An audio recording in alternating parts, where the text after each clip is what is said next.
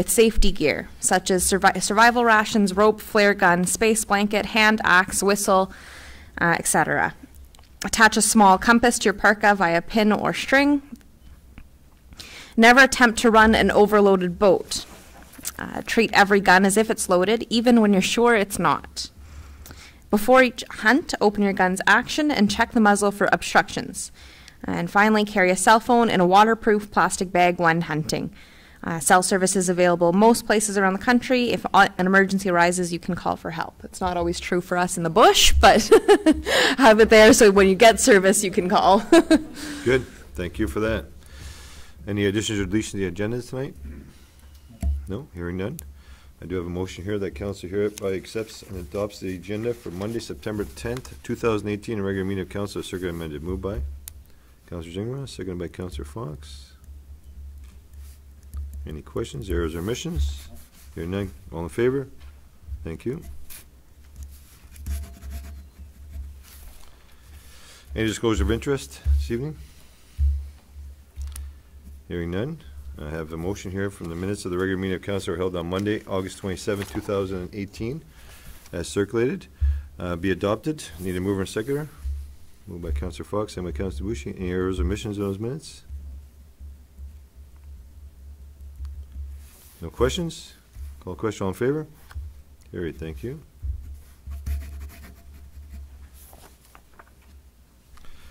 This evening we have the Thunder Bay District Health Unit in attendance. They're going to give us an overview of the Thunder Bay District Health Unit's update and the visions going forward. Tonight we have Janet and Carolyn, and I'd like to invite you ladies down to start your presentation.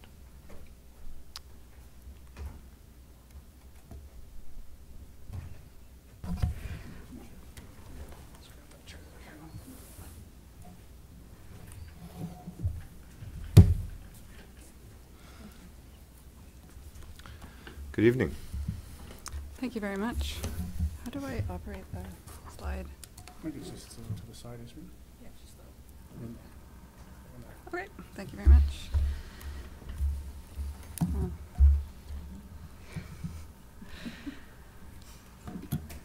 So thank you very much for allowing me to speak to you today. I really feel that it's a privilege and an opportunity for me to come to Marathon and have this opportunity to engage you. And I've got a presentation about public health and the Thunder Bay District Health Unit and some of the programs that we're delivering, including here in Marathon, and some indication of the challenges of the issues that we're currently facing. And I'd certainly be happy to take any of your questions following that. And if I can't answer them, I'll commit to getting those answers.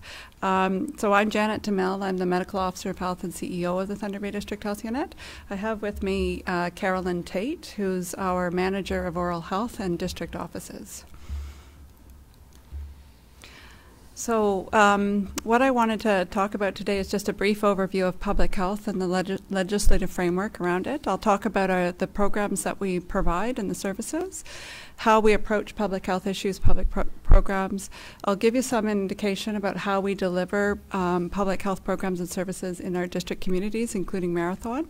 And as I mentioned, talk a bit about the issues and challenges that we're currently facing, and talk a bit about our budget situation. So this is a graphic that comes from the most recent version of the Ontario Public Health Standards, which is our mandate here for as a public health unit. And it talks about public health, and there's a number of key words on there. How public health sees, basically the focus is on the population, not so much on the individual, that we aim to promote health, to prevent diseases, and to protect the health of individuals and populations. And we're concerned about sort of the differences between groups as well, so issues around health equity. We look at the whole lifespan, and in order to do that, we look at data. We want to support healthy communities, healthy behaviors, and looking at things like social determinants of health. So the Thunder Bay District Health Unit is one of 35 provincial public health units. The legislative framework is largely from the Health Protection and Promotion Act. And certainly one of the reasons that I am really feel that this is an opportunity to be here is because it is actually the municipalities in the Thunder Bay District Health Unit area that are actually the ones who are responsible for public health. Under the HPPA, it does state that the province may pay up to 75%, and of course we're fortunate that most of the time the province does do that. But if they decided not to do that, it would then fall to the municipalities. We are governed by a Board of Health, which has representations from our obligated municipalities, and Mr. Fox is the representative from here from Marathon. And under the HPPA, the province also sets the mandate for with all the requirements for boards of health to meet. And I have a picture there of the latest version of that mandate, which is called the Ontario Public Health Standards, Requirements for Program Services and Accountability. It actually came into effect on January 1st of this year.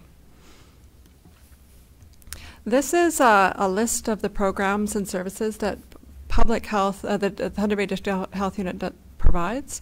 In our organizational structure, we have two public health divisions, the Health Protection Division and the Health Promotion Division, so I've divided them up according to those categories. So, you know, infectious diseases is following up on individuals who have certain infectious diseases, ensuring that others around them aren't at risk, or following up on those individuals. Outbreak management are all part of that. Sexual health includes some infectious diseases as well, and we do provide contraceptive counseling and other services.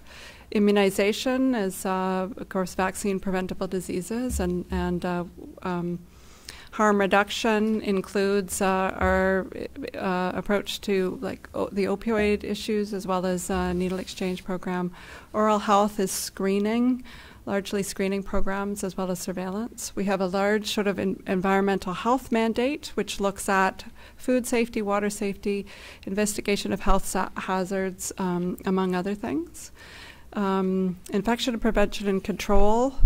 We often work with long-term care homes and hospitals, as well as offices for healthcare providers and personal services settings, to ensure they're taking proper precautions to prevent the spread of infectious diseases.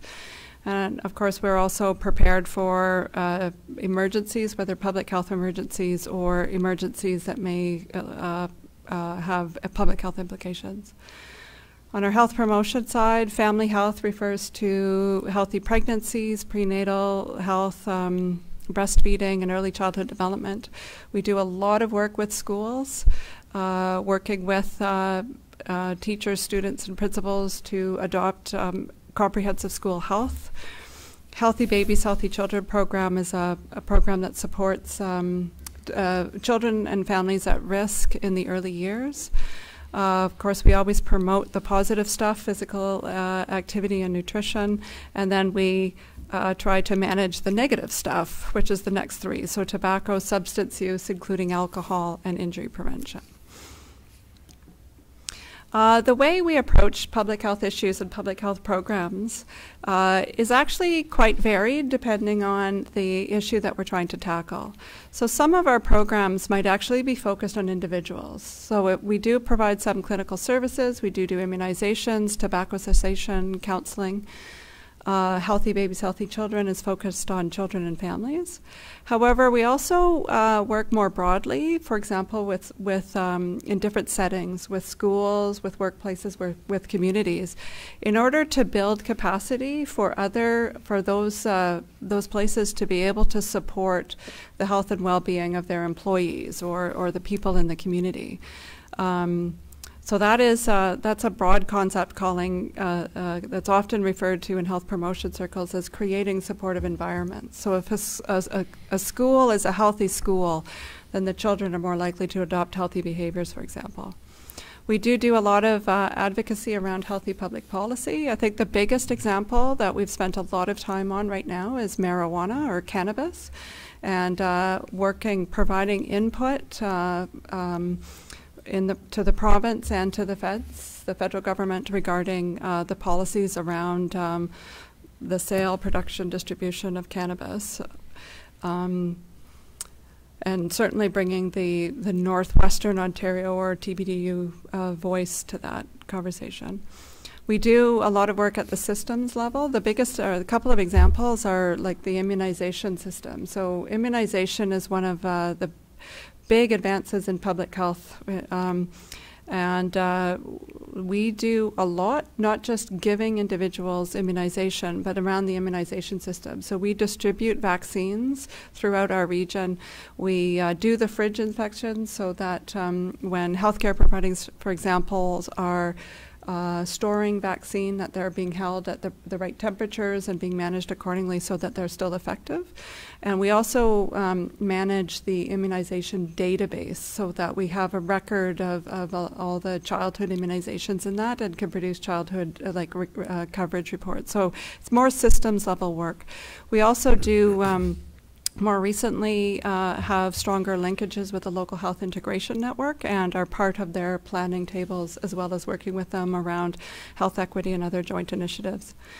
A big part of our mandate is enforcement. That includes issues in environmental health, as tobacco, for example. So we have public health inspectors who will ensure that food premises, that small drinking water systems are all managed the way they should. Of course, we do have some involvement with municipal water systems and just making sure that should there be an adverse water quality issue that is being managed properly. Tobacco cessation, we do work, we have test shoppers, for example, that ensure that youth are not able to purchase tobacco. And our protection mandate, I refer to in protection largely from infectious diseases. So we try to manage the spread of infectious diseases so that people aren't at risk. Some of the programs that we manage under that broader list that I provided on the initial slide are very prescribed from the ministry. So the ministry will dictate sort of this is how it's done, or it might be dictated in legislation. A lot of the other programs that we provide, though, especially on the health promotion side, are really based on the community context and developed to meet the needs and priorities of the community. There's some foundational issues that we deal with around public health practice. That is including sort of epidemiological data about the burden of illness and the distribution of illness in the population and the risk factors associated with that. Surveillance includes things like monitoring of infectious diseases and monitoring the trends over time. We do want to address health equity, so oftentimes an illness or a particular risk factor is higher in certain populations or subgroups of that population, and so we want to make sure that our programming isn't exacerbating that, but rather reducing health equities in the population. And we like to, we do a lot of evaluation to make sure that what we're doing is having impact. And down at the bottom of that slide, I've indicated the 4 principles of the Ontario Public Health Standard. So this governs all the work that we do, really, that we want what we do to be based on need in the community. We want to have impact with our program. We want to ensure that we have the capacity and the community has the capacity to be able to deliver public health. And we do a lot of it in partnership and collaboration and seeking community input and engagement. This slide actually talks about how we deliver public health programs and services in the district, so communities like Marathon.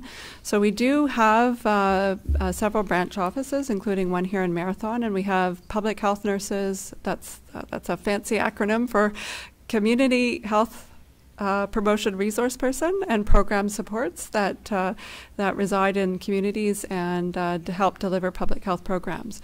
We do have our main office in Thunder Bay, though, and there's a lot of expertise and skills and knowledge in the individual programs and work being done there that we want to make sure it goes out to the district as well. So a lot of campaigns or other activities are distributed into the district. Sometimes it's the individuals at our main office that will lead that work and do that in conjunction with the branch office staff. We also do have our main office respond to requests from district staff and community partners in the district communities. For certain specific programs like infectious disease, like the ones I've listed there, a lot of that is done from our main office with individuals who travel down, for example, to Marathon to be able to do that. So the bottom two, we have public health inspectors and tobacco enforcement officers would be down here regularly doing that sort of enforcement work.